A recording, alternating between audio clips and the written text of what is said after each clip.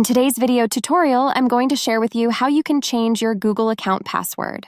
Changing your Google password regularly enhances the privacy of your account, which reduces the risk of unauthorized access. Regular password changes make it harder for potential hackers to gain prolonged access to your account. On your chat page, tap on these 3 lines. Then scroll down onto the Settings option. On the Settings page, tap on this first option and head into your Info, Privacy, and Security. You will then have to slide to the Security tab. Navigate down into the section of how you sign into Google. Then select the second option of password. As it loads, don't forget to hit that subscribe button as it much helps for the channel growth. You will have to first enter your current password. Then go ahead and enter your new password. Re-enter your new password to confirm it. Choose a strong password and don't reuse it for other accounts. Make sure to use at least 8 characters.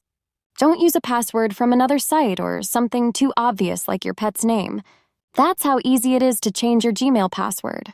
If still got trouble changing your Google account password, just let me know in the comments section down below. And if you find this tutorial helpful, don't hesitate to hit that like button. Check out on these upcoming informative tutorials like this one.